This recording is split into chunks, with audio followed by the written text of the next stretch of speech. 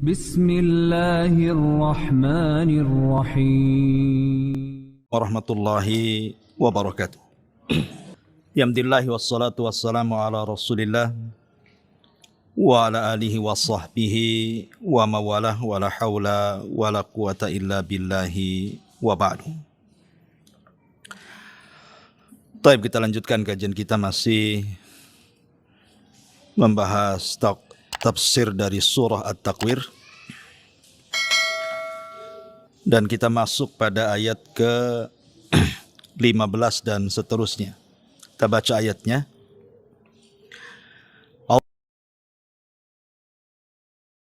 Bismillahirrahmanirrahim. Fala uqsimu bil khunnas, al jawaril kunnas, wal laili idza as'as, was subhi idza tanafas. Fala uqsimu bil khunnas, aku bersumpah demi al khunnas. Maksudnya Nabi bintang-bintang. Al jawaril kunnas, al jawar artinya yang beredar dari satu tempat ke tempat berikutnya. Al-kunnas artinya yang terbenam. Wal-laili idza as'as, demi malam idza apabila as'as telah larut dan menjadi gelap.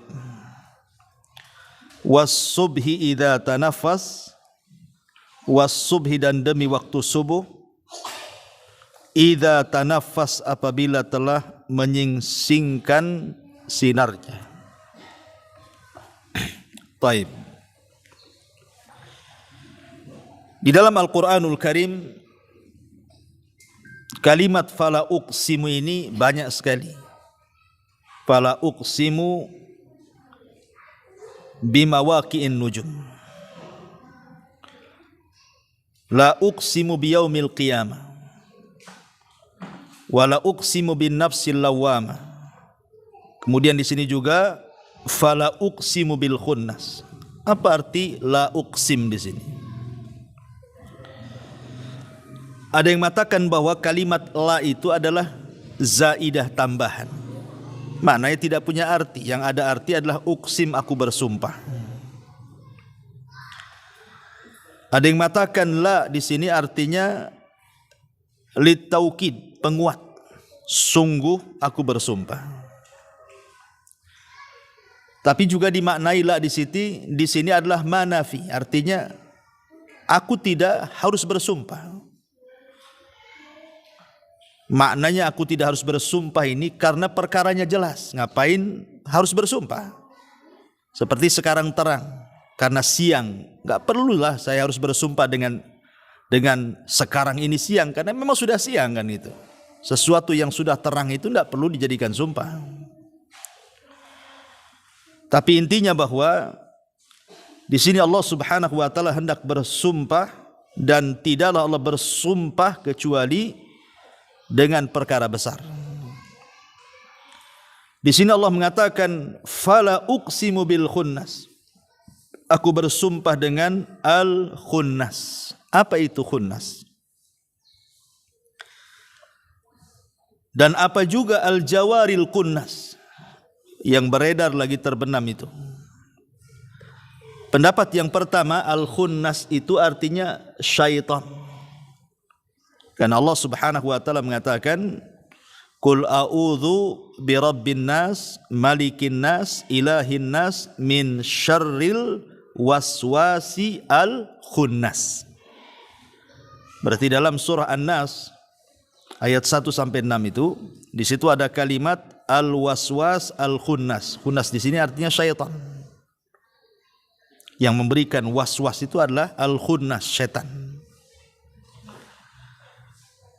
Al-jawaril kunnas, yang beredar dan terbenam, artinya syaitan yang terkadang muncul, terkadang pergi. Kapan syaitan pergi? Apabila kita berlindung kepada Allah Subhanahu wa taala. Wa imma zaghannaka minasyaitani nazghun fasta'idz billahi innahu huwas samiul alim. Dan jika setan datang menggodamu, maka berlindunglah kepada Allah Subhanahu wa taala, sesungguhnya Dia Maha mendengar lagi Maha mengetahui. Jadi kalau kita diganggu setan kemudian kita isti'adzah, maka setan akan pergi. Atau dengan membaca Al-Quran, karena Nabi SAW mengatakan inna syaitana yanfiru minal baitil ladzi tuqra'u fihi suratul Baqarah. Setan akan lari dari rumah yang dibacakan padanya surah Al-Baqarah.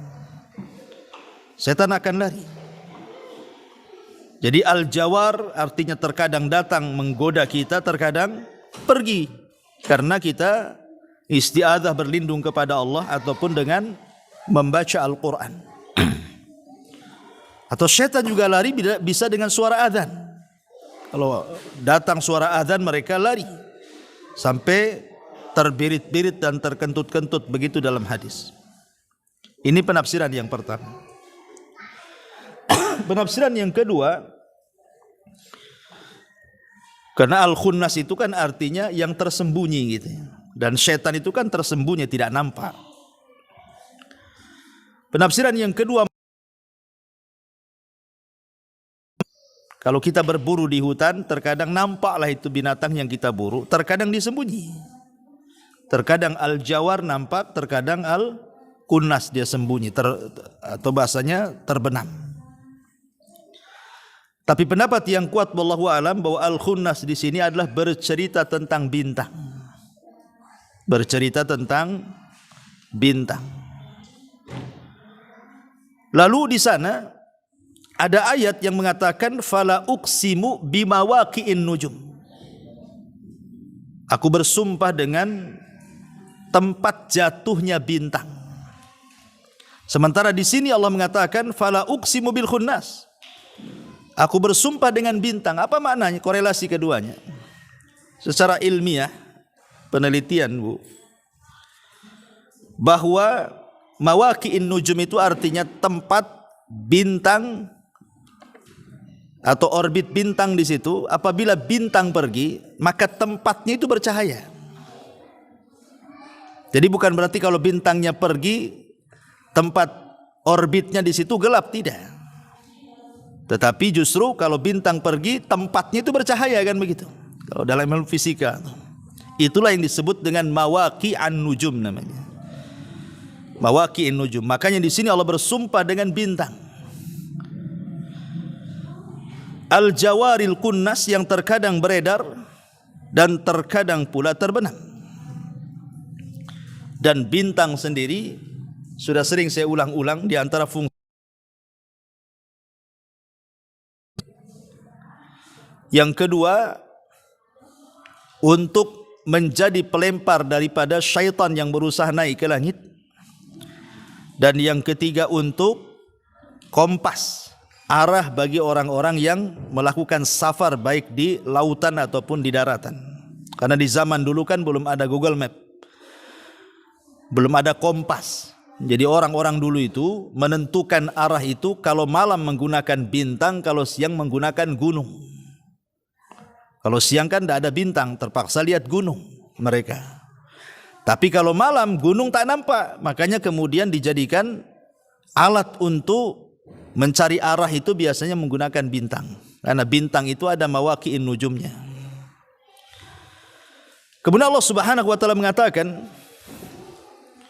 al-jawaril kunnas.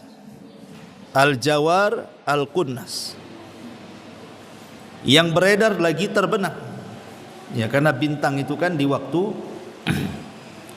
cuaca tidak teduh, ya, artinya tidak hendak turun hujan, cerah gitu kan, dan tidak sedang purnama, biasanya bintang itu beredar di mana-mana. Tapi terkadang juga terbenam kalau kondisi cuaca itu lagi mendung. Dan begitulah kuasa Allah Subhanahu wa taala bisa memperjalankan bintang.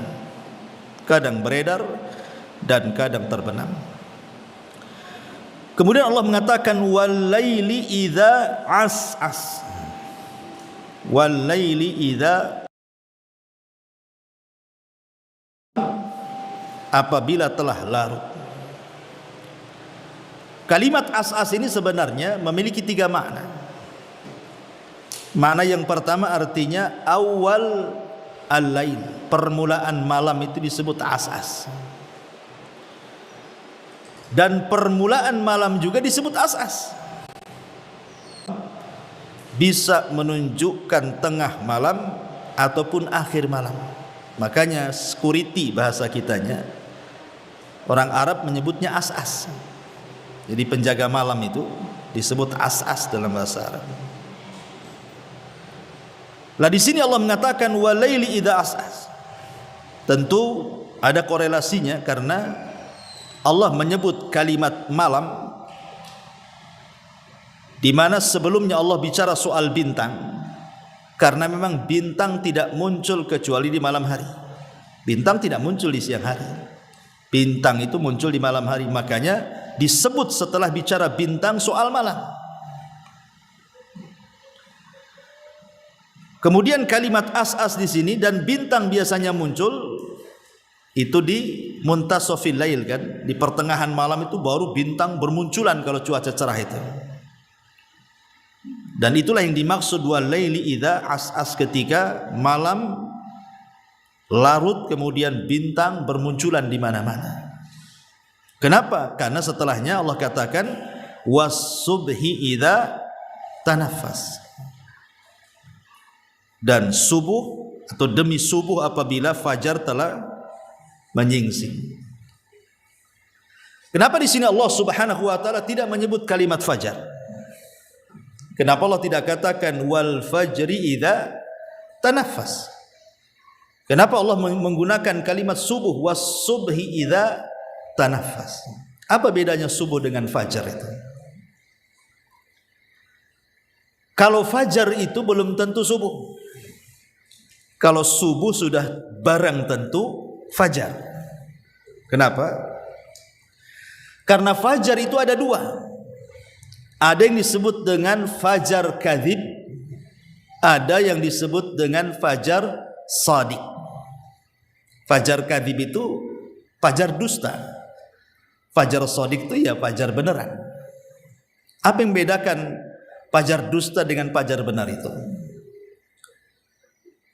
Fajar dusta itu adalah fajar ketika cahaya melesat dari arah timur ke barat, melintang, ataupun dari utara ke selatan, tapi cahayanya hanya memancar di atas langit saja. Memang sudah terang di atas, tapi kalau melihat ke bawah masih gelap. Dan itu bisa kita saksikan kalau di tempat-tempat yang tidak ada lampu penerangan. Ya kalau sekarang di sini ya susah lah bedakan, kan, karena tengah malam saja terang ada lampu. Baru kita tahu mana fajar kadzib itu kalau tidak ada lampu, gelap. Jadi terangnya itu hanya melesat di atas saja, tapi tidak sampai ke bawah cahayanya. Itu disebut fajar shadiq. Kalau fajar kadzib, kalau fajar shadiq, cahayanya mulai ke bawah dia, menerangi jalan-jalan, menerangi gang-gang, menerangi genteng-genteng, atap-atap rumah gitu ya. Nah, itu disebut fajar shadiq, dan itulah datang waktu subuh. Ya. Dan fajar dengan subuh sendiri apa bedanya? Kan ada istilah salat fajar, ada istilah salat subuh. Apa bedanya salat fajar dengan salat subuh? Kalau salat subuh itu ya jelas salat wajib. Ya, salat wajib yang 5 waktu salah satunya adalah waktu subuh.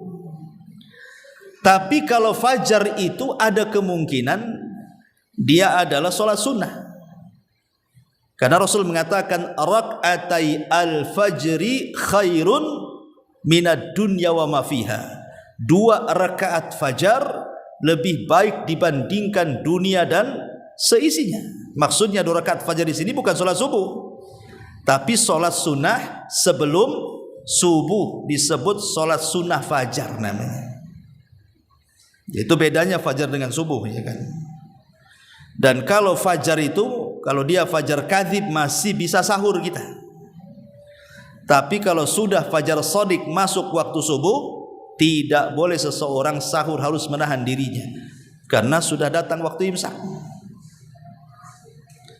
Lah di sana kan ada istilah solat kan, mulai dari fajar, namanya solat sunnah fajar. Kemudian solat subuh, kemudian ada solat syuruk namanya kan, kemudian ada solat duha. Kalau solat sunnah fajar itu dilakukan sebelum subuh, setelah adzan, sebelum qomat. Setelah adzan, sebelum qomat, di situ ada solat sunnah disebut solat sunnah fajar. Ya. Kemudian datang waktu subuh, itu ada solat subuh, solat wajib.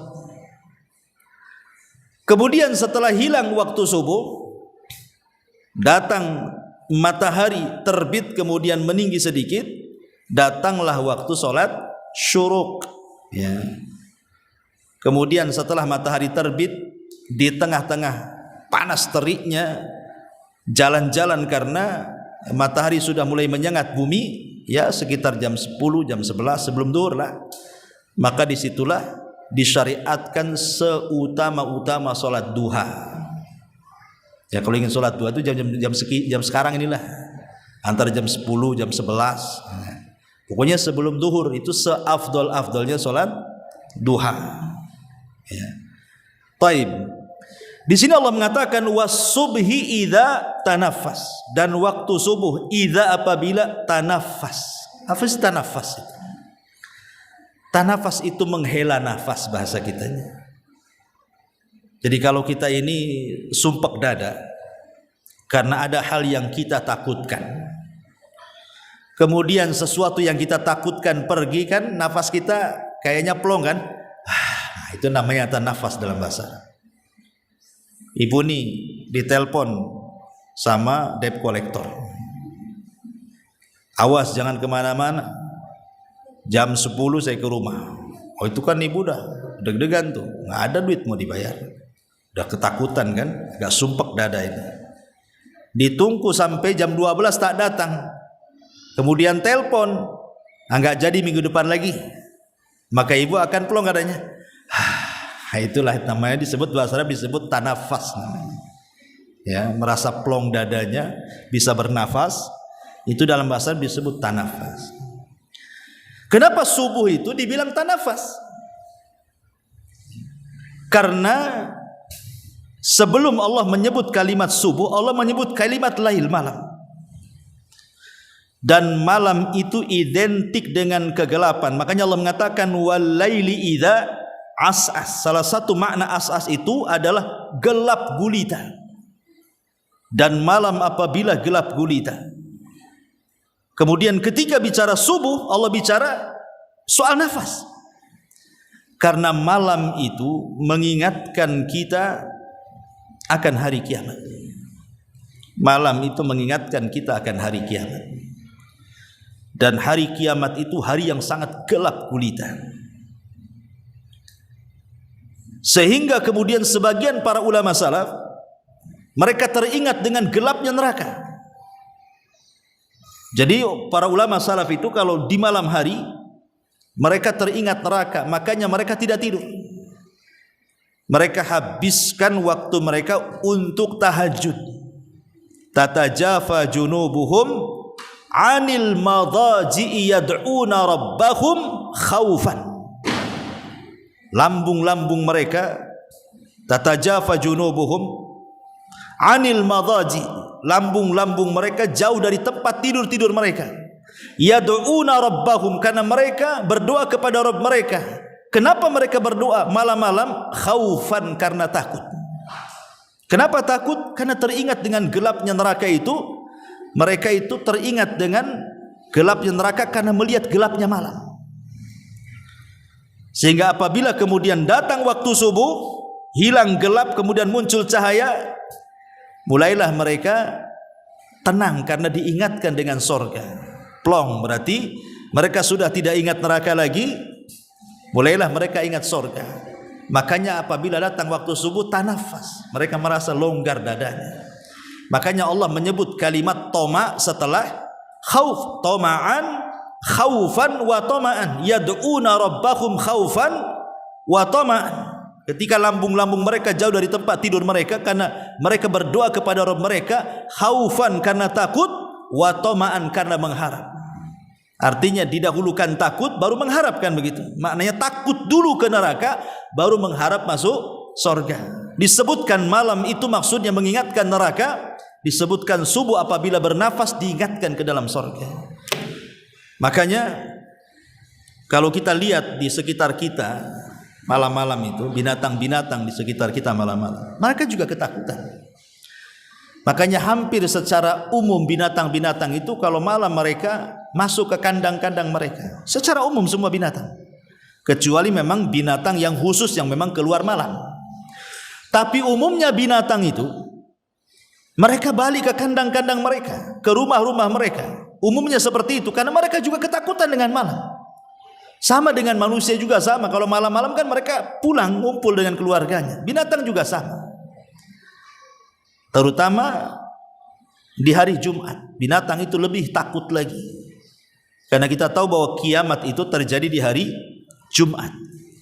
Tanpa menyebut di hari Jumat keberapa, tahun berapa kan gitu. Sehingga binatang-binatang itu di malam hari, di hari Jumat khusus, yaitu ketakutan mereka. Tapi apabila datang subuh, maka mereka hilang takutnya. Dunia belum terjadi apa-apa. Wal wasubhi idza tanafas, jadi plongnya. Kalau saya boleh analogikan seperti pamannya ada narapidana, seorang napi di penjara karena kasus narkoba, mungkin bawa sekian ton gitu ya. Otomatis divonis mati. Kemudian dikatakan kepada sang napi ini, kamu akan dieksekusi mati hari Jumat. Tidak menyebut tanggalnya, bulannya. Pokoknya kamu akan dieksekusi hari Jumat. Kira-kira si nafi ini setiap hari Jumat itu malamnya dan engkau akan dieksekusi subuh hari Jumat umpamanya. Tanpa menyebut tanggal, bulan, tahunnya. Pokoknya subuh hari Jumat. Boleh jadi si nafi ini setiap hari Jumat apa malamnya enggak deg-degan tuh. Pastilah deg-degan kan? Wah, jangan-jangan besok mati saya. Jangan-jangan besok mati itu. Ya. Tapi ketika sudah lewat waktu subuh, ternyata tidak ada eksekusi, mungkin belum waktunya. Lega dia. Itu disebut tanafas. Lah binatang-binatang itu seperti itu. Ya, apabila sudah lewat subuh, ternyata masih mendapatkan subuh dan cahaya matahari, berarti kiamat belum tegak. Karena kalau sudah terjadi kiamat, kita tidak mungkin mendapatkan subuh. Karena kiamat itu terjadi sebelum subuh. Sehingga ketika terjadi kiamat tidak ada subuh lagi. Makanya itulah kemudian Allah mengistilahkan was-subhi idza tanafas. Dan terlebih-lebih nafas subuh itu, hawa angin subuh itu ada sebaik-baik nafas, sebaik-baik hawa yang Allah kirimkan di waktu pagi.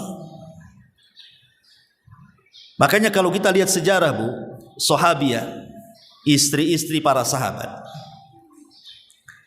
ibu tidak akan mendapatkan satu riwayat pun dalam hadis-hadis Nabi, wanita-wanita di zaman Rasul yang dirutinkan sholat jamaah ke masjid kecuali waktu subuh. Mereka merutinkan hampir subuh, mereka tiap subuh wanita-wanita di zaman sahabiah itu, di zaman Nabi, mereka jamaah bersama Rasul ke masjid. Dan itu riwayat yang paling banyak. Ya, jadi tidak ada riwayat wanita-wanita di zaman Rasul yang merutinkan sholat jamaah bersama Rasul itu kecuali di waktu subuh. Kenapa? Kenapa tidak disebut di waktu yang lainnya?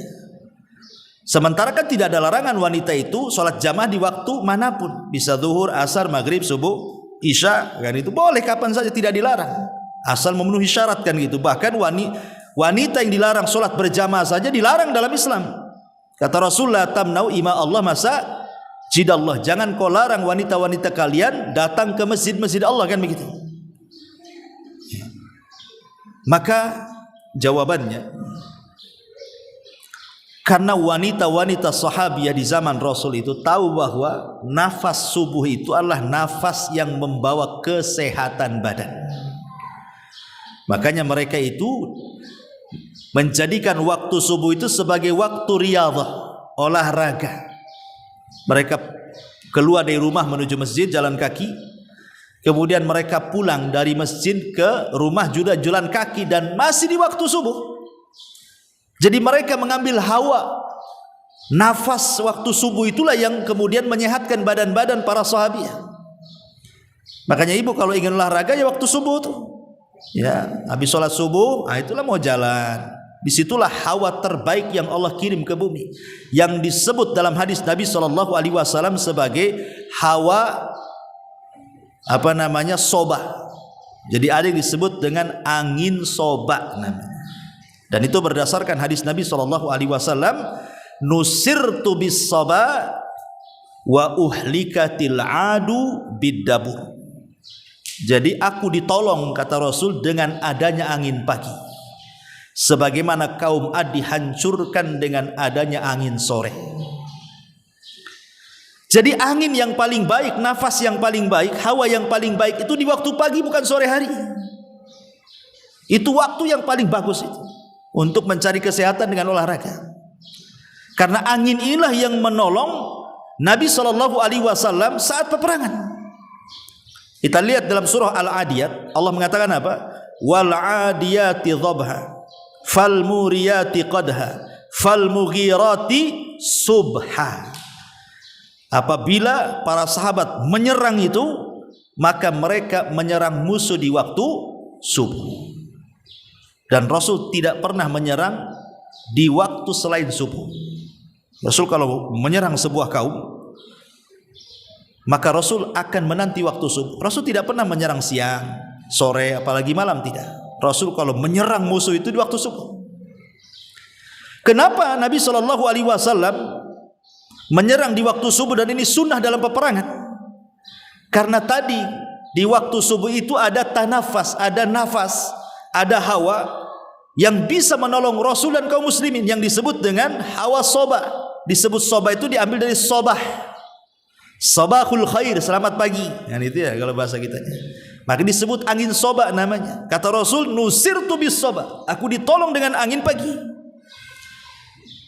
Makanya Nabi itu kalau sudah mengumpulkan pasukan nih malam-malam tuh, kemudian mau menyerbu, maka telinga Rasul akan berusaha peka, ada nggak suara azan di tempat yang akan diserang itu. Kalau ada suara azan berarti negeri itu negeri Islam, Rasul tidak jadi nyerang. Tapi kalau tidak ada suara azan berarti negeri itu negeri kafir, dan itu ditentukan dengan azan subuh. Kenapa ditentukan dengan azan subuh? Karena kemenangan kaum muslimin itu di akhir zaman itu pun setelah sholat subuh. Ketika Al-Mahdi Al-Muntadhar, Imam Mahdi, tidak sanggup melawan Dajjal, akhirnya kemudian bersembunyi di Bukit Tur dan kaum muslimin. Kemudian mereka kelaparan karena dikepung dari berbagai macam arah, sampai kepala kerbau lebih baik daripada emas dan perak, karena yang mereka hajatkan makan, bukan perhiasan. Ketika di satu malam pasukan Al-Mahdi ini berbincang-bincang dan mengatakan, kalau kita berlama-lama di bukit ini kita akan mati konyol. Sebaiknya besok setelah sholat subuh kita serang. Kalau kita hidup mulia, kalau kita mati syahid. Ketika kemudian disepakati bahwa besok akan turun melawan tentara Dajjal, maka dikumandangkanlah azan subuh. Ketika dikumandangkan azan subuh, tiba-tiba apa? Langit menjadi gelap. Setelah gelap muncul titik cahaya dari langit, rupanya cahaya yang muncul dari dua malaikat yang mengapit Isa bin Maryam, turun dari langit. Kemudian setelah sampai di Menara Putih di Damaskus sana, maka Isa langsung menemui pasukan Al-Mahdi sebelum qomat sholat. Ketika Isa sampai saja, orang-orang kenal. Dari mana mereka kenal Isa? Ketemu aja tidak? Ya tentu dari hadis-hadis Nabi. Mereka kenal siapa Isa. Makanya ketika dikumandangkan qomat, Imam Mahdi mengatakan kepada Isa, taqaddam ya ruhallah, maju wahai Ruhullah, maksudnya jadi imam untuk kami sholat. Tapi Isa menolak dan mengatakan setiap kaum itu ada pemimpinnya. Maka engkaulah pemimpinnya wahai Al-Mahdi. Engkaulah jadi imam. Maka Imam Mahdi menjadi imam, Isa pun menjadi makmum di belakang bersama kaum muslimin. Kemudian selesai sholat, maka Isa membariskan semua pasukan. Kemudian mengusap satu persatu wajah-wajah pasukan Al-Mahdi ini. Dan hebatnya Isa menyebutkan derajat tingkatan mereka di sorga. Maka berbahagialah orang-orang yang diusap oleh Isa kala itu. Karena tidak dijelaskan mereka masuk sorga, tapi dijelaskan tingkatan mereka di sorga. Otomatis masuk sorga lah kalau disebutkan tingkatannya. Kemudian Isa mengatakan, aku akan memberikan kepada kalian 3 pilihan. 1, kalian tidak perlu berperang. Aku akan berdoa kepada Allah agar Allah mengirimkan bencana supaya si Dajjal dan pasukannya terkena bencana Allah tanpa harus diserang mereka mati. Atau yang kedua, biarkan aku berdoa kepada Allah supaya Allah mengirim pasukan lain yang bukan kalian. Biarlah pasukan itu yang akan bertempur melawan Dajjal dan pasti Allah menangkan. Atau yang ketiga, kita turun sama-sama, kita lawan Dajjal. Aku yang akan memimpin kalian dan Al-Mahdi. Dan aku pastikan tentara orang-orang Yahudi pengikut Dajjal itu tidak sanggup mengangkat senjata mereka, dan kalian bisa langsung menyerang mereka. Adapun Dajjal, aku yang akan membunuhnya. Maka turunlah pasukan itu. Maka ketika Dajjal melihat Isa bin Maryam, akhirnya kabur, dikejar ke utara, ke selatan, ke timur, ke barat, sampai akhirnya Dajjal terdesak di sebuah tempat di tengah-tengah Israel.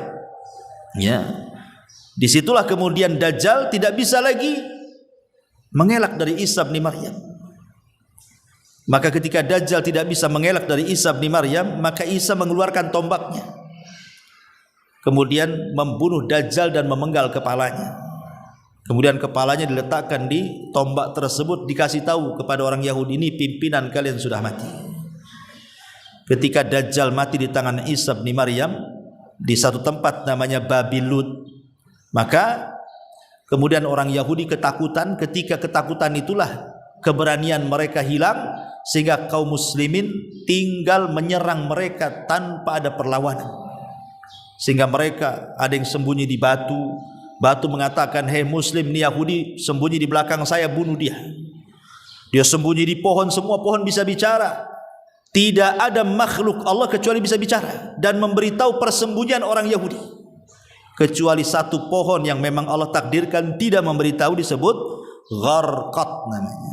Gharqad inilah yang sekarang dikembangbiakan orang-orang Israel. Hadis ini bocor kepada mereka, sehingga mereka menanam Gharqad sampai hari ini. Yang ingin saya katakan, bagaimana Allah menangkan tentara Isa bin Maryam dan tentara Al-Mahdi melawan Dajjal. Kapan itu terjadi? Selepas sholat subuh. Kan peristiwanya selepas sholat subuh. Makanya ada pernyataan jenderal Israel, saya lupa namanya, ya, dia mengatakan kalau seandainya orang-orang Palestina itu sholat subuh sebanyak sholat Jumat, kalau seandainya orang Palestina itu mereka sholat subuh dan jemaahnya sebanyak sholat Jumat, dan itu setiap hari, tentu Israel akan tumbang dengan mereka, kata. Artinya seolah-olah tahu bahwa kekuatan kaum muslimin itu ada di sholat subuh, ya. Makanya kenapa sholat subuh itu disebut sholat wusta oleh sebagian ulama tafsir. Ketika Allah mengatakan hafidhu ala salawati was salatil wusta wa qumu lillahi qanitin, jagalah oleh kalian 5 waktu salat, terutama wusta, salat pertengahan. Sebagian tafsir mengatakan maksudnya salat pertengahan itu maksudnya salat asar, tapi ada juga yang berpendapat maksudnya subuh. Adapun yang berpendapat asar, karena nasnya memang disebutkan asar. Kata Rasulullah ketika Nabi perang Khandaq, kemudian diserang sehingga Rasul harus menjaga parit karena takut musuh masuk ke dalam kota. Rupanya musuh terus menyerang sampai waktu maghrib, Rasul belum sholat asar. Ketika masuk waktu maghrib, betul-betul masuk waktu maghrib, Rasul baru sholat asar. Berarti sholat asar di luar waktunya tuh. Rasul marah dan mengatakan, mala Allahu kuburahumun nar. Semoga Allah memenuhi kuburan-kuburan mereka dengan api, karena mereka sudah mengakhirkan sholat wusta. Jadi Rasul menyebutnya asar dengan wusta. Ini satu pendapat. Pendapat yang kedua, wusta di situ subuh artinya. Kenapa? Karena hanya satu-satunya sholat yang disebut sholat pertengahan itu hanya subuh. Karena subuh nggak ada gandengannya. Kalau duhur ada gandengannya asar. Kalau maghrib ada gandengannya isya. Lah kalau subuh mau dijama dengan mana? Nggak bisa dijama. Subuh nggak bisa ditarik ke isya atau ditarik ke duhur. Yang bisa menarik-narik itu hanya duhur ke asar atau asar ke duhur, atau maghrib ke isya atau isya ke maghrib, kan gitu. Subuh nggak bisa ditarik-tarik dia. Tidak ke belakang, tidak ke depan, tidak ke subuh, tidak ke duhur, makanya disebut tengah-tengah tuh. Nah, sebagian ulama mengatakan subuh itu sholat wusta, dan itulah yang kemudian Allah menghendaki kita menjaganya. Hafidhu ala salawati was salatil wusta. Jaga oleh kalian 5 waktu sholat, terutama sholat subuh atau sholat asar. Dan siapa yang menjaga 2 sholat ini dijamin masuk surga. Kata Rasul, man hafadhu ala baradaini, 2-nya disebut wusta. Ya. Bahkan pernah saya ceritakan kalau tidak salah kepada ibu-ibu kisah tentang Anas ibnu Malik radhiyallahu anhu. Anas ibn Malik itu, Bu, Anas ibn Malik radhiyallahu anhu, ketika tergabung dalam tentara pasukan pembebasan Qadisiyah di masa Amirul Mukminin Umar bin Khattab radhiyallahu anhu. Maksudnya Qadisiyah membebaskan Baitul Maqdis, menyerang Persia. Ada satu kota itu di bawah Persia. Di bawah Persia namanya Tustar. Kota Tustar itu masih di bawah kekuasaan Persia. Dan orang-orang Persia itu terbiasa meniru orang-orang Romawi. Jadi sebuah kota itu suka dibuat benteng sama mereka. Jadi dikelilingi benteng tuh kotanya itu. Itulah orang-orang Persia meniru orang-orang Romawi membuat benteng. Jadi setiap kota itu dibuat benteng supaya musuh tidak mudah masuk. Lah pasukan Anas ibn Malik radhiyallahu an dan sahabat yang lainnya ketika menyerang Tustar itu tidak bisa dirobohkan bentengnya. Tidak bisa. Berkali-kali mereka merobohkan benteng, hampir mengalami kekalahan kaum muslimin. Kenapa? Karena hampir 1,5 tahun lebih, kurang lebih 1,5 tahun. Mereka mengepung kota itu loh, tidak bisa dihancur-hancurkan tuh kota itu. Bayangkan 1,5 tahun bukan waktu sebentar.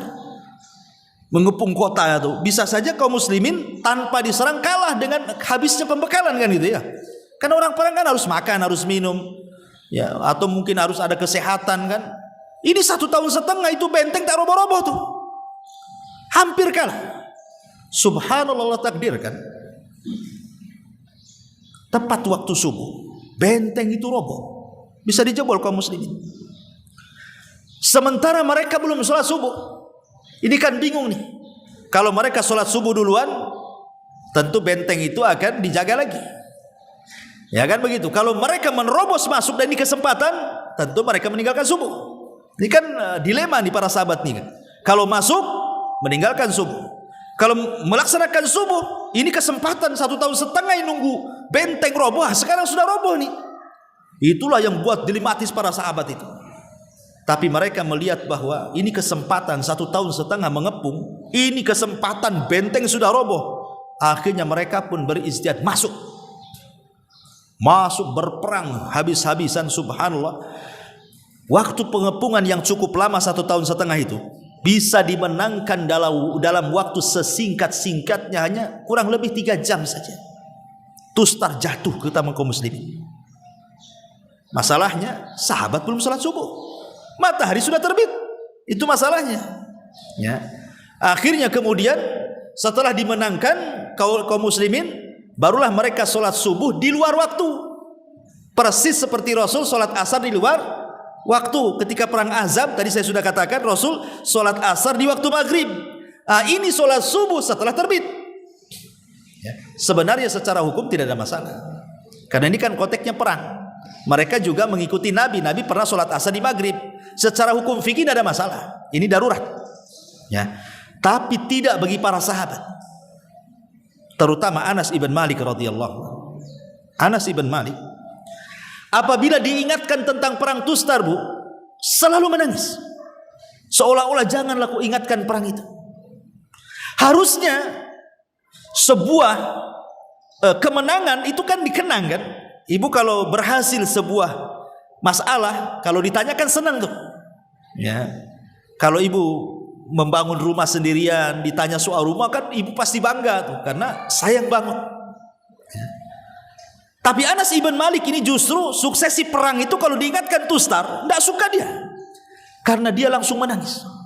Dan tangisannya tidak bisa dihentikan. Jadi ditanya oleh sahabat ini, "Wa mayyubkika ya Anas, apa yang membuat engkau menangis? Bukankah ini kemenangan? Harusnya kalau diceritakan kemenangan itu tersenyum, tertawa bangga, menang kita. Kenapa kau menangis kan itu?" Maka Anas bin Malik radhiyallahu mengatakan, "Yang aku tangisi bukan kemenangan. Bukan itu yang aku tangisi, bukan karena kita menang perang. Yang aku tangisi karena kita tidak melaksanakan subuh tepat waktu." Bayangkan, peristiwa tidak subuh tepat waktu itu hanya satu kali bagi para sahabat. Hanya satu kali saja. Sementara kita nih, sholat subuh di luar waktu itu berkali-kali kan, Bu. Ibu kurang tidur, rupanya ketiduran jam 3, bangun pula jam 3. Tidur jadi jam 3 ke jam 3 tuh. Ya.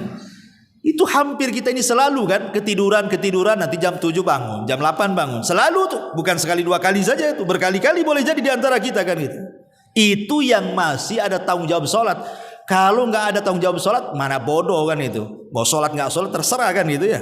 Hari-hari mungkin subuh ditinggalkan dia. Tapi lihat bagi para sahabat, padahal sholat mereka itu sah karena darurat. Dan itu pernah dilakukan Nabi. Bukan perkara salah. Tapi Anas bin Malik kepikiran apabila disebut Tustar menangis. Bukan karena kemenangan perang, tapi karena dia pernah meninggalkan subuh di luar waktu. Itu hebatnya itu keimanan para sahabat. Hanya satu kali, tapi kalau selalu diingatkan menangis. Kita ini mana menangis, malah dibuat bahan ketawaan.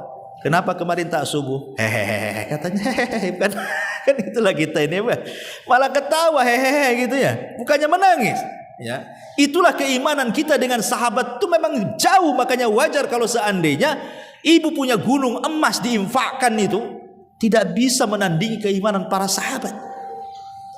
Ya, makanya Abdullah ibn Umar itu sudah saya ceritakan kan, kalau dia tidak salat jamaah saja, dia sholat tapi tidak jamaah karena telat, bukan karena tidak datang, karena telat. Maka malam harinya tidak akan tidur, dia habiskan qiyamul lail sebagai apa? Tebusan karena dia telat salat jamaah. Padahal enggak, dia tetap datang ke masjid, cuman sudah buyar kan itu ya. Itu saja ditebus kesalahannya dengan menghidupkan satu malam suntuk. Nah, itulah para sahabat luar biasa. Syahidnya di sini bagaimana di mata para sahabat itu sholat subuh luar biasa bagi mereka. Dan itulah yang menentukan kemenangan. Maka di sini Allah mengatakan was-subhi idza tanaffas. Dan subuh apabila mengeluarkan nafas. Artinya subuh itu apabila memancarkan terangnya. Ya. Dan kalau sudah subuh hilang, pasti bumi ini terang.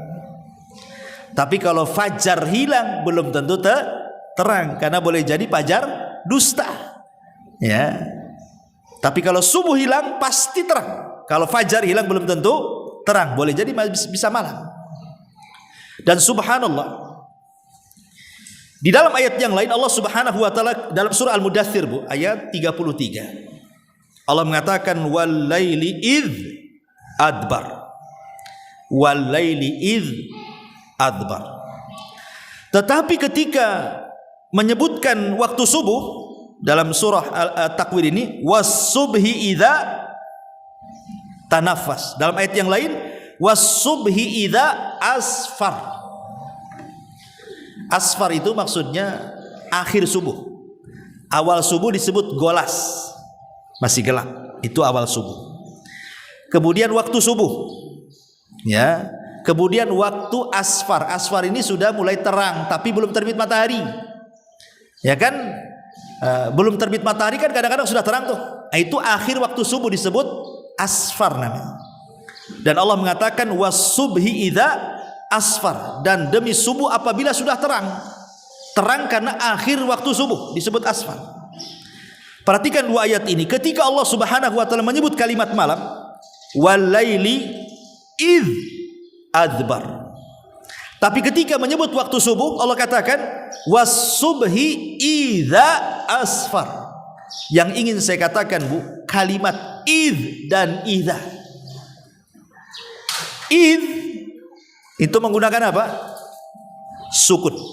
Id sukun kan? Bulat-bulat itu sukun namanya. Id sukun. Kalau idza menggunakan fathah itu disebut harokat.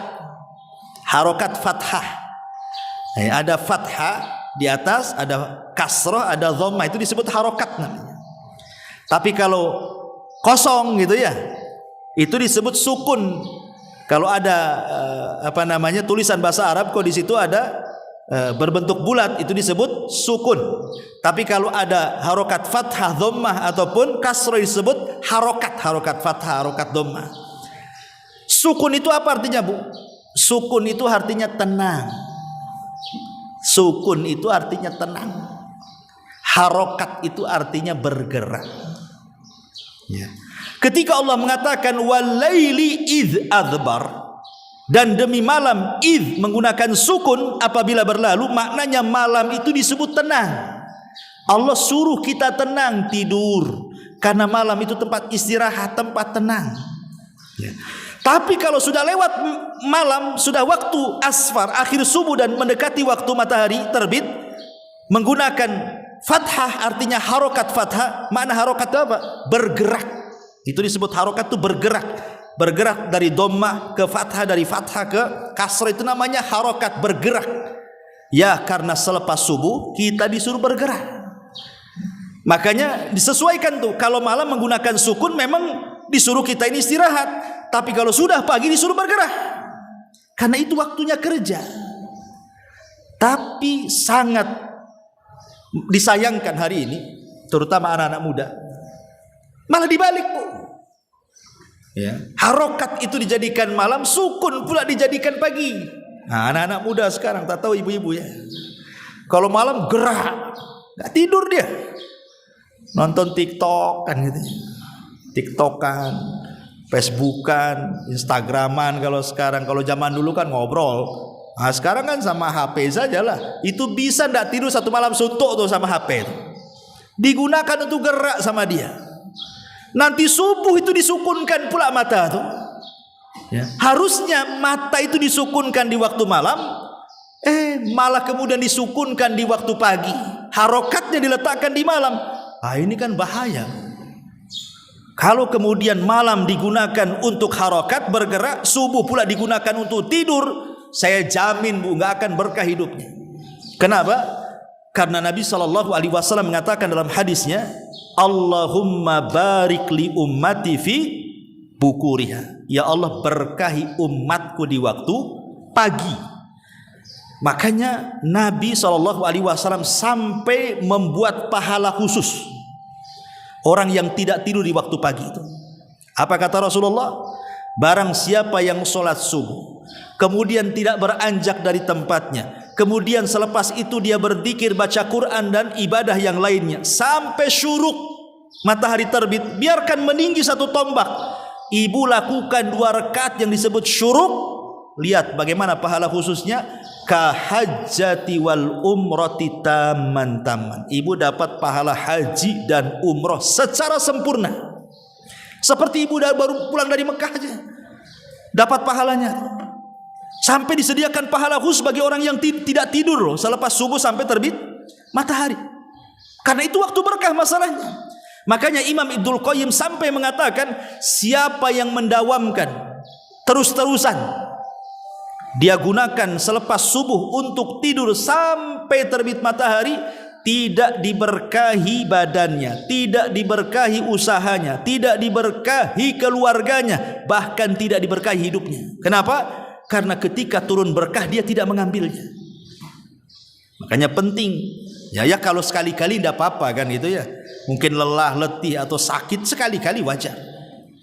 Tapi kalau sudah dijadikan kebiasaan, apalagi Bapak-bapak yang biasa kerja gitu ya, mungkin dia cepat tidurnya ketika subuh, malah kemudian cepat bangunnya. Tapi ketika nganggur nggak ada kerjaan, ya kesempatan lah itu. Habis subuh ya golang-goleng nggak jelas kan itu. Padahal waktu itu waktu berkah, jangan digunakan untuk itu. Makanya kenapa Allah Subhanahu wa taala gunakan malam id, itu artinya sukun, supaya kita tenang, tidur, istirahat, biar pagi bisa bangun, bisa bergerak. Supaya berkah. Terutama pengantin baru ini yang salah kaprah ini biasanya. Malam digunakan bergerak, tidur pula dia pagi-pagi, ya kan? Nah ini kan masalah nih pengantin baru ini, nanti gak berkah nanti pengantinnya. Ya, kalau waktunya tidur, ya, nanti ada waktu kan masih lama kan itu. Emang besoknya mau cerai dia. Artinya kan harus dipahami di sini, kalau orang ikut undang-undang Islam itu sebenarnya indah itu. Rumah tangganya jadi berkah jadinya. Ini indah, malam begadang tuh, pagi pula tidur, jadi nggak berkah nikahnya jadi. Karena waktunya berkah diambil, dia pula tidur. Ya. Dan itu bisa berbulan-bulan tuh ya, sampai bosan. Masyarul muslimat yang dimuliakan Allah Azza wa Jalla, intinya bahwa di sini ada keutamaan hebat di waktu subuh. Bahkan yang lebih daripada itu, angin subuh ini selain membawa berkah, ya, juga kata para ulama, tibun nafsi wa safa'uha, bisa menjernihkan hati dan juga bisa menjadikan jiwa itu baik. Ya. Kenapa demikian?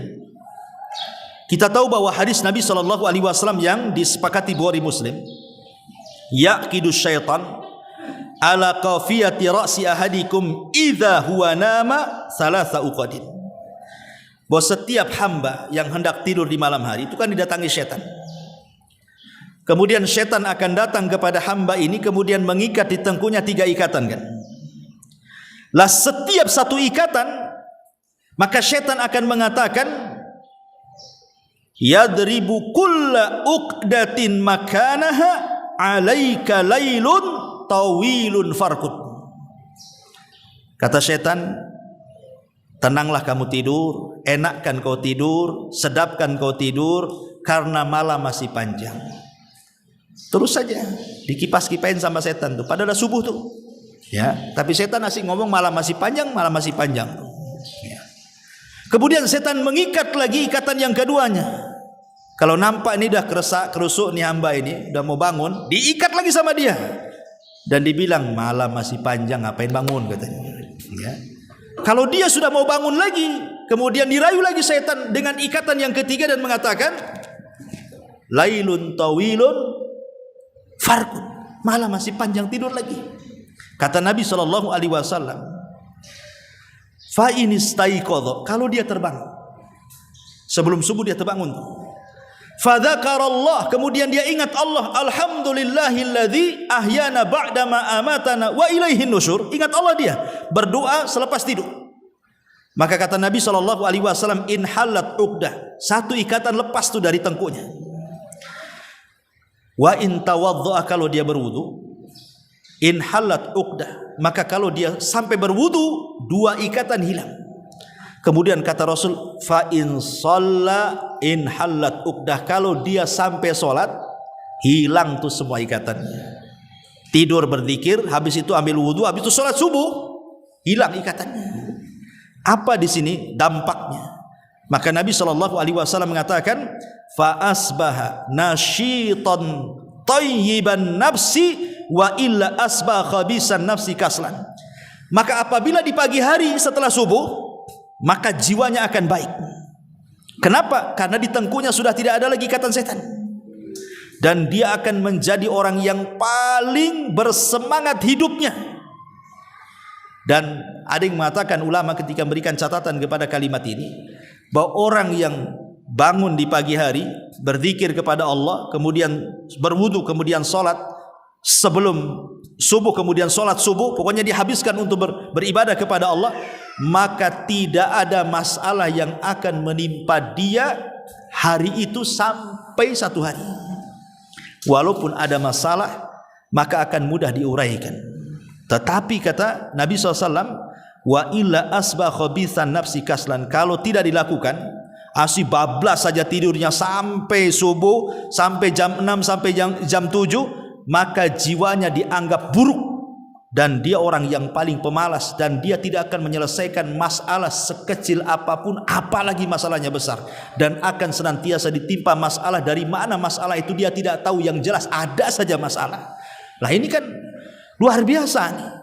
Ya, kalau orang paham di balik waktu subuh, rupanya di situ bisa menjadikan kehidupan kita lebih baik. Dan kita bisa rasakan, ya, waktu saya jelaskan kepada ibu keajaiban tidur itu, ya, kalau kita mengikuti tidur Nabi SAW yang disebutkan dalam surah Al-Muzammil itu, qumil laila illa qalila nisfahu aw inqus minhu qalila aw zid alaihi warattilil qur'ana tartila. Di situ kan Nabi SAW mencontohkan tidur tuh. Pertama, beliau tidur separuh malam. Ya. Yang kedua, atau kalau mau nambah 2/3 malam. Jadi Rasul itu tidur itu setengah malam, setengahnya digunakan untuk sholat, baca Quran, tafakur. Atau kalau Nabi SAW lagi capek, ditambah lagi, tambah 1/3 lagi, menjadi 2/3. 2/3 tidur, 1/3-nya bangun di 1/3 malam akhir. Dan Rasul tidak tidur sampai waktu subuh. Dan setelah diteliti oleh ilmu kesehatan manapun, silakan tanyalah dokter-dokter, atau di sini ada dokter. Kalau kita mengikuti tidurnya Rasul, maka kualitas tidur kita ini tidak diragukan lagi, dan itulah tidur yang sehat sebenarnya. Kalau ba'da isya kan Rasul kan jarang, dia habis isya langsung tidur rata-rata. Ya, kecuali ada tamu atau ada hal-hal yang penting itu. Kalau habis isya langsung tidur, kemudian bangun tengah malam atau mungkin 1/3 malam bangun, maka di pagi hari itu walaupun ngantuk-ngantuk kita, ya, tapi hidup kita ini cerah. Dibandingkan orang yang tidak tidur, baru tidur jam 3, kemudian bangun jam 9, itu lemes itu hidupnya tuh. Bangun aja capek-capek badan tuh. Padahal secara jam dia lebih banyak tidurnya dibandingkan orang yang tidur awal tuh. Kenapa? Karena kualitas tidur akan berbeda ketika kita mencontoh Nabi dengan ketika tidak mencontoh Nabi. Itu yang menjadikan kenapa Nabi itu tahu bahwa di waktu pagi itu waktu berkah. Makanya disuruh tidur awal supaya berkahnya dapat. Tapi kalau di tidur akhir mana dapat berkahnya? Yang ada lewat berkah lah kan gitu. Ya, makanya lihat orang-orang kafir itu yang mengejar dunia. Mereka kadang-kadang jam 4 subuh itu udah ke pasar. Itu orang-orang kafir itu. Seolah-olah mereka tahu itu di waktunya waktu berkah kan. Mereka jam segitu itu mereka sudah seliwar-seliwar cari duit itu. Makanya mereka dikasih apa yang mereka inginkan di dunia saja, tapi di akhirat kan nggak dapat, karena mereka hanya dunia saja. Tapi orang yang beriman sebenarnya akan dapat dua tuh. Selain dapat dunia, dapat berkah akhiratnya. Tapi itu yang tidak dipahami oleh kaum muslimin. Was-subhi idza tanaffas. Ya. Wallahu a'lam. Saya kira sampai di sini. Ini sudah hampir 10:30. Taib, sebelum saya tutup, silakan kalau ada yang bertanya. 1, 2.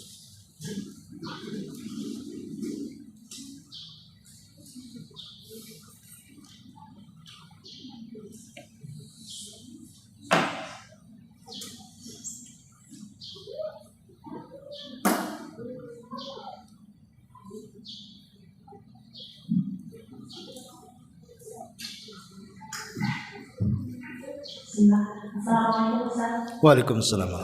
Yang mau Anda tanyakan adalah, jika orang-orang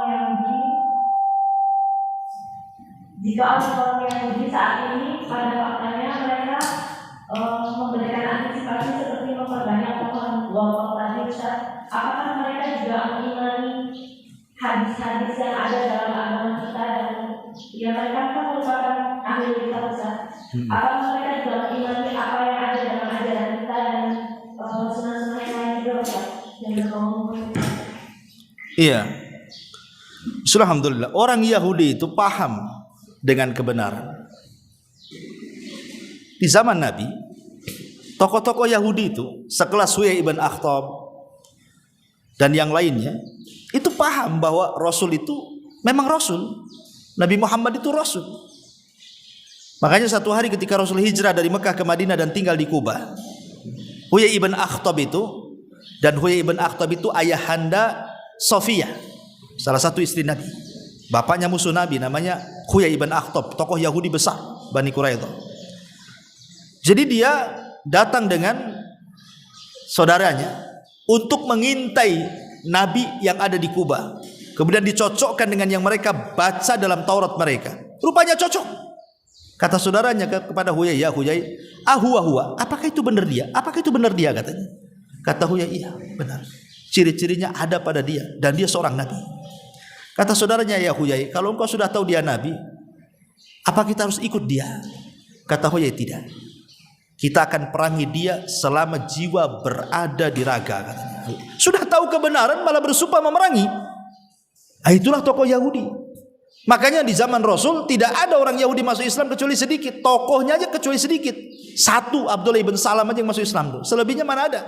Makanya Rasul mengatakan kalau 10 tokoh Yahudi masuk Islam di Madinah, satu dunia orang Yahudi pasti masuk Islam. Tapi Allah takdirkan tidak hanya satu dari 10 tokoh itu yang masuk Islam, Abdullah ibn Salam. Artinya Yahudi itu diberikan kecerdasan di atas rata-rata dibandingkan yang lainnya. Karena mereka paham dengan kebenaran, paham dengan kitab yang mereka baca. Tapi karena hasad dan kesombongan mereka, mereka tidak mau ikut. Itu masalahnya. Orang Yahudi tahu, tapi tak mau ikut. Makanya mereka dilaknat karena punya ilmu tapi tidak diamalkan. Allah mengatakan ghairil maghdub. Ya, bukan orang-orang yang dilaknat maksudnya orang Yahudi. Waladhdallin maksudnya orang yang tersesat Nasrani, karena Nasrani tak punya ilmu tapi justru banyak beramal kan itu ya. Makanya mereka sesat. Beramal tanpa ilmu sesat, berilmu tanpa amal dikutuk, maghdub. Ya, maka penafsiran ghairil maghdubi alaihim waladhdallin itu artinya maghdub Yahudi, dzalin itu Nasrani artinya. Makanya kita katakan amin. Ya Allah, ijabahlah doa saya. Jangan seperti Yahudi dan Nasrani. Kita punya ilmu dan berusaha mengamalkannya. Karena Yahudi punya ilmu tak mau mengamalkan, Nasrani pula beramal tak punya ilmu. Yang satu terkutuk, yang satu tersesat. Nah gitu ya. Makanya setiap kita sholat berdoa seperti itu. Mereka tahu kebenaran, tapi karena kesombongan. Dan kesombongan dan hasad itulah dua penyakit yang sulit seseorang itu untuk mendapatkan hidayah. Contoh mamanya, ada santri bermasalah dengan ustadznya. Mungkin ustadznya masih nasihat, tidak terima dia. Ya. Akhirnya tak mau ngaji lagi dengan ustadz. Padahal dia tidak dirugikan secara materi. Ya, tidak rugikan. Mungkin bagi dia ini ustadz ini nggak benar apa. Tapi kalau sudah jelaskan tak bisa. Akhirnya tak mau ngaji. Ya. Karena sudah tidak suka tak mau ngaji. Ketidaksukaannya itu tak tahu kenapa. Kecuali kalau tahu kenapa tak mau ngaji, enggak mau, ahli bid'ah tuh umpamanya kan. Itu ustaz itu bukan ustaz, kayak itu dukun itu. Nah, itu jelas alasannya. Ini enggak jelas alasannya. Ya, ini kan kalau seperti itu dia tidak sabar. Makanya Imam Syafi'i mengatakan harus sabar karena kepahitan seorang ustaz. Seorang guru itu terkadang ada yang temperamen, ada yang galak, ada yang ini. Maka murid harus sabar. Sebab kalau seandainya seorang murid tidak sabar karena kepahitan dari ustadznya, maka dia akan menyesal seumur hidupnya, kata Imam Syafi'i. Nah itulah kadang-kadang ada orang yang kibar, sombong. Itu ada juga di antara kita gitu ya. Itu yang contoh yang kecil saja. Apalagi contoh yang besar seperti orang Yahudi. Yahudi paham. Cuman mereka karena hasad dan juga sombongnya mereka tidak mau memeluk Islam. Ya, sama seperti mereka mengingkari Nasrani dan juga kerasulan Isa. Itu karena kesombongan. Makanya mereka dikafirkan Nasrani karena tidak mengakui kerasulan Isa dan juga Injil. Wallahu a'lam. Satu lagi Ustaz. Iya. Ini untuk kaum ibu-ibu yang terkadang kaum ibu-ibu ini setelah sholat subuh kadang terburu-buru menyiapkan segala sesuatu untuk keluarga seperti bekal gitu Ustaz. Jadi yang ditanyakan, apakah zikir pagi yang dilaksanakan setelah pekerjaan semua selesai Ustaz, keutamaannya lain dengan zikir pagi yang dibaca setelah sholat subuh? Kadang ketika terburu-buru membacanya jadi nggak khusyuk gitu ketika berzikir Ustaz, sebatas membaca dan mengartikannya saja gitu. Ya, alhamdulillah. Harus dibedakan mana sunnah, mana kewajiban, Bu. Mana sunnah, mana kewajiban. Kalau tadi kan sunnah, zikir pagi, petang itu sunnah. Tapi ibu melayani suami, mengurus anak-anak ini wajib. Ya tentu pahala wajib lebih besar dibandingkan pahala sunnah. Saya ingin dapat pahala haji Ustaz, saya nggak peduli suami mau ini mau itu, terserahlah, saya tetap aja di sajadah saya ngaji nanti sampai syuruk jam berapa? Jam 6. Suami udah murang-muring aja deh udah ngutuk-ngutuk. Nggak mungkin lah kita mengejar pahala sunnah kemudian pahala wajib diabaikan kan. Ya itu kan temporary saja sifatnya. Artinya kalau pas tidak sibuk, ya pas waktu-waktu libur anak-anak nggak sekolah, ya kita pas senggang ibu ada waktu, itulah kesempatan. Jangan pula ketika sibuk pengen cari kesempatan, ketika ada kesempatan pula menyibuk-nyibukkan diri pula. Itu yang jadi masalah kan itu. Jadi harus dibedakan mana sunnah mana wajib itu. Ya memang harus dilaksanakan kewajiban dulu. Dan kalau bisa dua-duanya digabungkan lebih baik lagi, sambil ngurus lisannya ini sambil baca. Makanya pentingnya hafalan itu, hafalan doa kan, berdoa gitu. Ya, wallahu a'lam. Iya. Ini di luar tema Ustaz. Iya. Anda pernah mendengar ketika saudaranya itu selesai sholat selalu mengucapkan alhamdulillah. Ketika ditanyakan kenapa selalu membaca alhamdulillah, karena yang pernah dengar bahwa yang selesai sholat itu akan membaca istighfar. Jawabannya karena niatnya itu alhamdulillah, Allah akan menggerakkan badannya, meningkatkan badannya sehingga dia bisa untuk sholat. Apakah niat seperti itu diperbolehkan? Iya, alhamdulillah. Selepas sholat itu ada tuntunannya sendiri. Sholat itu loh, itu bentuk syukur. Sholat sendiri tanpa mengucapkan alhamdulillah, ibu sudah sholat itu adalah bentuk syukur itu. Kenapa? Karena satu malam Nabi SAW sholat malam. Dan Rasul itu kan sudah sepuh gitu kan, karena setiap malam sholat malam jadi pecah-pecah lah itu kakinya. Jadi satu malam kaki Rasul tersentuh oleh tangan Aisyah, terasalah pecah-pecah kaki itu. Jadi selesai sholat malam, Aisyah mencoba merayu Nabi suaminya tercinta itu supaya sudahlah yang sunnah itu dihentikan, yang wajib saja karena engkau sudah diampun dosa yang telah, yang sedang dan yang akan datang.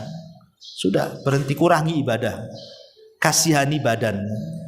Ini kakimu sudah retak-retak. Itu sayangnya Aisyah kepada Nabi.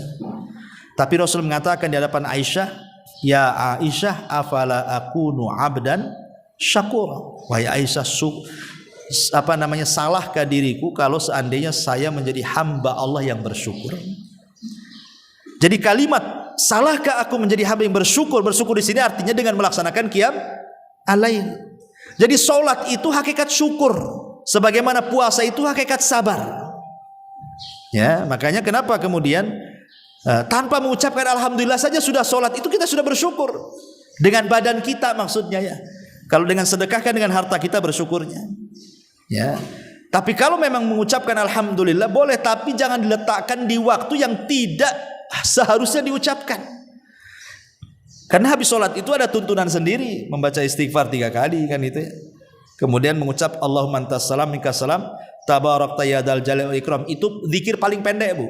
Kalau ibu buru-buru tidak bisa zikir panjang, minimalnya inilah yang dibaca. Astagfirullahaladzim, astagfirullahaladzim, astagfirullahaladzim. Allahumma antas salam wa minkas salam tabarakta ya dzal jalali wal ikram. Sudah berangkat. Kalau kepepet ibu nggak bisa zikir, itulah paling pendek zikir. Jangan sama sekali tidak beristighfar dan memuji Allah Subhanahu wa taala. Karena itu kan 2 kalimat yang luar biasa, 1 meminta ampun dan 2 memuji Allah. Minta keselamatan, minta ampunan dan minta keselamatan.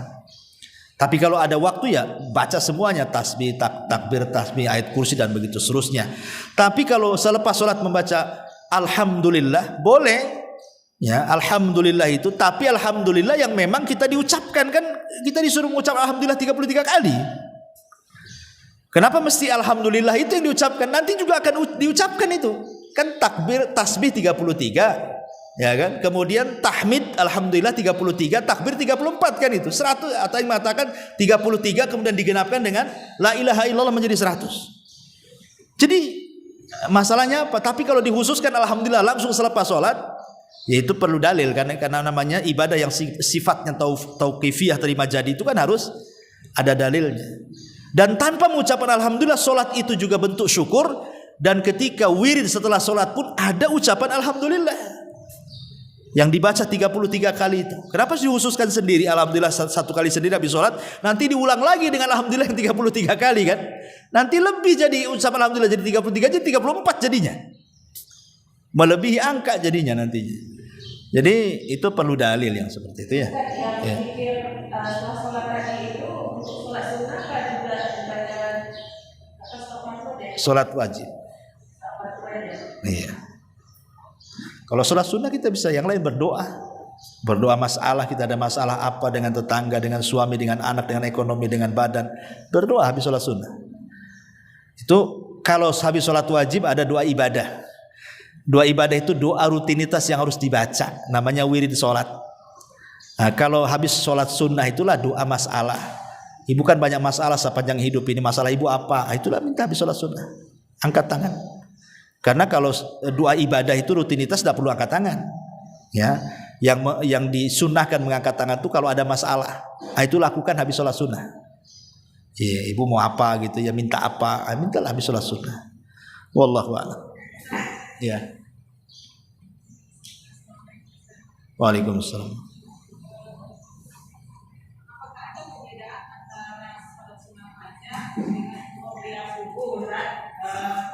Yang kedua, sampai mana batas waktu untuk menikah, sholat dunia semuanya. Batas waktunya pada laki-laki kemudian misalnya perempuan kan menjadikan di rumah, batas waktunya sampai berapa gitu kan? Iya. Alhamdulillah. Sholat sunnah fajar itu sama dengan qobliyah subuh, sebenarnya sama. Karena di antara barang siapa yang menjaga 12 rakaat,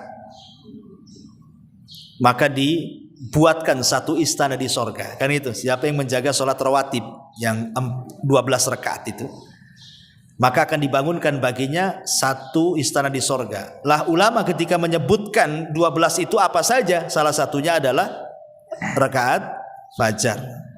Ya, dimasukkan ke 12 itu rakaat. Dari sini kita tahu bahwa rakaat fajar itu sholat qobliyah subuh, atau disenang saja disebut 2 rakaat fajar. Dan itu satu-satunya sholat rawatib yang tidak pernah ditinggalkan oleh Nabi ketika safar atau ketika mukim. Kalau rawatib yang lainnya Rasul hanya melakukan ketika mukim saja, ketika safar nggak melakukan. Ingat, Rasul tidak pernah sholat rawatib ketika safar, tidak pernah, kecuali qobliyah subuh. Maksudnya 2 rakaat fajar, karena besarnya pahala. Makanya Rasul melakukan walaupun ketika safar. Ya, itu yang harus dipahami. Makanya kadang orang tidak tahu arti ibu safar kemana masih juga melakukan rawatib. Ya, Rasul tidak pernah melakukan rawatib ketika safar, kecuali cuma satu, ya, rawatib qobliyah subuh saja, atau disebut dengan 2 rakaat fajar. Makanya dilakukan setelah adzan sebelum qomat. Kalau sebelum adzan itu bukan 2 rakaat fajar, itu witir namanya atau tahajud maksudnya ya. Kalau belum adzan subuh ibu sholat 2 rakaat itu masuk ke tahajud, bukan ke sholat sunnah fajar. Sholat sunnah fajar itu lakukan setelah adzan. Adzan dulu subuh, kemudian di antara adzan dan qomat, disitulah waktu sholat 2 rakaat fajar yang besar pahalanya itu. Itu harus dipahami. Kemudian adapun perempuan yang di rumah, ya selama masih ada waktu sholat subuh, umpamanya ibu kesiangan nih, anggap saja sudah qomat, ibu baru bangun. Ya, karena kan wanita disyariatkan di rumah dan masih adalah waktu umpamanya dengan sholat fajar dan subuh, ya buat dua-duanya. Tapi kalau mepet nggak bisa, jangan. Kalau mepet jangan. Kalau sampai menghilangkan waktu subuh, jangan mendahulukan yang sunnah, meninggalkan wajib. Subuh saja. Tinggal diqadha 2 rakaat fajarnya kapan? Di waktu syuruk. Di waktu syuruk itu mengqadhanya itu di waktu syuruk. Selepas matahari terbit meninggi 1 tombak, qadhalah di situ 2 rakaat fajarnya. Ini bagi yang tidak pernah meninggalkan 2 rakaat fajar. Kalau suka meninggalkan, ngapain diqadha? Tepat waktu aja nggak bisa dia ngomong qadha. Ini buat nanti diqadha terus tiap hari, itu bid'ah nanti. Ya, ini bagi yang tidak pernah meninggalkan. Yang kedua, karena ada sebuah darurat, karena tidur, ya kan? Akhirnya tahu jam 6 nih, ntar lagi matahari terbit. Jangan didahulukan 2 rakaat fajar. Ini sudah jam 6 subuh. Nah, nanti selepas subuh nunggu matahari terbit, qadha lah itu. 2 rakaat fajarnya di situ. Wallahu a'lam. Ya. Dengan niat qadha atau kita masuk atau bermain. Ya di situ qadha yang dibolehkan. Lain dengan kalau sholat subuh yang bablas waktunya, pamannya bangun jam 6, bangun jam 7 itu kan terbit matahari. Dia belum subuh, memang itu waktunya. Karena Rasul yang mengatakan barang siapa yang tidur atau terlupakan dari sholat, maka sholatlah ketika ingat. Itulah waktunya kata Nabi. Nah, tapi ini kan tidak, memang betul-betul dia tidak bisa melaksanakan, makanya diqadha. Seperti witir juga sama kan itu. Boleh mengqadha selepas subuh. Kalau dia memang senantiasa melakukan 1 hari kemudian meninggalkan. Nah, bisa diqadha setelah subuh kan itu. Nah, tapi kalau memang sudah jam 6 ya tidak bisa. Yang ambillah qadha 2 rakaat fajarnya selepas syuruk matahari. Nah, begitu uraian ulama fikih wallahu a'lam. Baik, sampai sini saja. Subhanakallahumma bihamdika asyhadu an la ilaha illa anta astaghfiruka wa atubu ilaik. Allahu ta'ala. Assalamualaikum warahmatullahi wabarakatuh.